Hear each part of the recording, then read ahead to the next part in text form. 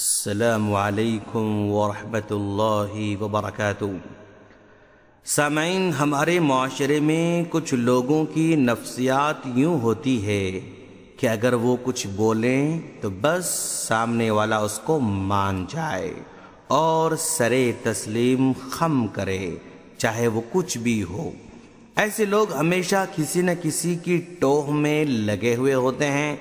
اب ذری سی بھی بات نظر آئے تو اس کو ٹوکنے لگ جاتے ہیں اور چاہتے ہیں کہ وہ ان کی بات مان جائے اور اپنی غلطی کا اعتراف کرے۔ یقیناً کسی کی غلطی کی نشاندہی کرنا، اس کی اصلاح کرنا بہت اچھی بات ہے، لیکن یہ خیال رکھنا ہوگا کہ جیسے ہی وہ بول دیں فوراً رک جائے۔ اگر وہ نہ رکے تو ان کی برائی بیان کرتے پھرنا یا ان کی غیبت میں لگ جانا، اس کو کافر یا منافق کے فتوے دینا، اس کو اللہ کبھی معاف نہیں کرے گا۔ اس طرح کی بات کرنا بہت بری چیز ہے۔ دوستو، چلیے اس سلسلے میں پیارے نبی صلی اللہ علیہ وسلم کا کیا فرمان ہے دیکھتے ہیں۔ حضرت ابو ہریرہ رضی اللہ تعالیٰ عنہ کہتے ہیں کہ اللہ کے رسول صلی اللہ علیہ وسلم نے فرمایا، بنی اسرائیل میں دو آدمی رہا کرتے تھے، دونوں بڑے گہرے دوست تھے۔ ان میں سے ایک دوست گناہ کرتا تھا اور دوسرا دوست بڑی عبادت کرتا تھا، یعنی ایک برا تھا دوسرا نیک تھا۔ جب نیک آدمی گنہگار کو گناہ کرتے ہوئے دیکھتا تو کہتا کہ رک جاؤ۔ جب بار بار اس نے ٹوکنا شروع کیا تو گناہ کرنے والے نے غصے میں آ کر کہا، کیا تم مجھ پر مسلط ہو گئے ہو؟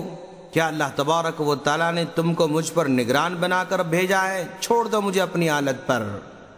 اب اس عبادت گزار کو غصہ آ گیا۔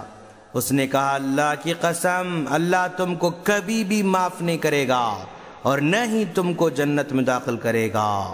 اتنا کہنا تھا۔ جب دونوں انتقال کر گئے، اللہ تبارک و تعالیٰ کے پاس دونوں کو جمع کیا گیا تو اللہ تعالیٰ نے عبادت کرنے والے سے کہا، تو میرے بارے میں کیا جانتا تھا؟ کیا تو میری قدرت پر غالب آ سکتا ہے؟ گنہگار سے کہا، جاؤ تم جنت میں میری رحمت سے داخل ہو جاؤ، اور اس نیک اور عبادت گزار سے کہا کہ جاؤ تم جہنم میں داخل ہو جاؤ۔ حضرت ابو ہریرہ جو اس حدیث کے راوی ہیں وہ کہتے ہیں کہ اس کے ایک کلمے نے اس کو جہنم میں ڈھکیل دیا، کہ ابو داؤد کی روایت ہے۔ سامعین، دیکھا آپ نے کہ اس عبادت گزار کو صرف اس لیے غصہ آیا کہ میرے بار بار روکنے کے بعد پھر بھی وہ گناہ کر رہا ہے اور باز نہیں آ رہا ہے۔ اس نے اسی غصے میں فتویٰ دے دیا کہ اللہ تجھے کبھی بھی معاف نہیں کرے گا اور جنت میں بھی داخل نہیں کرے گا۔ نتیجے میں خود ہی جہنم میں چلا گیا۔ آج بھی ہمارے معاشرے میں ایسے لوگ ہیں جو کسی بھی مسئلے میں اپنا نقطہ نظر بنا لیتے ہیں، اس نقطہ نظر کو سب پر لاگو کرنا چاہتے ہیں، ہر ایک کو اپنے موافق بنانا چاہتے ہیں۔ عام مسائل میں علماء کرام کی مختلف رائے ہو سکتی ہے۔ دوستو، ایک ہی مسئلے میں دلائل کی بنیاد پر مختلف رائے ہو سکتی ہے۔ ایسے موقع پر اپنی ہی رائے کو فوقیت دیتے ہوئے دوسروں کو گمراہ سمجھنا، ان کے خلاف رائے قائم کرنا، یہ اچھی بات نہیں ہے۔ آپ کا کام اپنے دلائل کو حکمت سے پیش کرنا ہے۔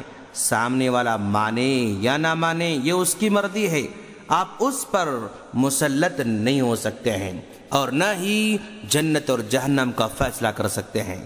کسی کے بارے میں بھی جنت اور جہنم کا فیصلہ کیے بغیر مسلسل اصلاح کرتے جانا، حکمت سے کرتے رہنا، الگ الگ طریقے سے کرتے رہنا اور ایسے کرنا کہ سامنے والے کو بات سمجھ میں آ جائے، یہی صحیح طریقہ ہے، یہی ایک سچے مسلمان کا طریقہ ہوتا ہے۔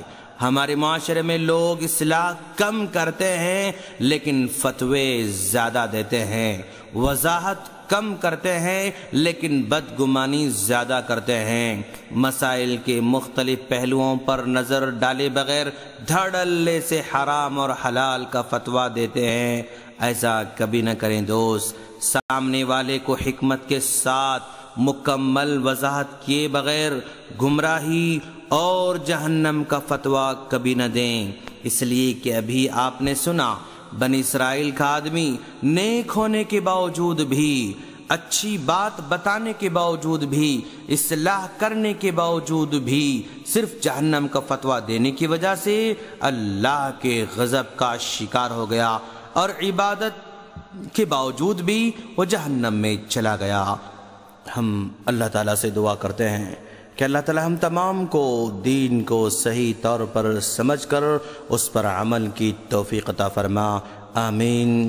السلام علیکم ورحمۃ اللہ وبرکاتہ۔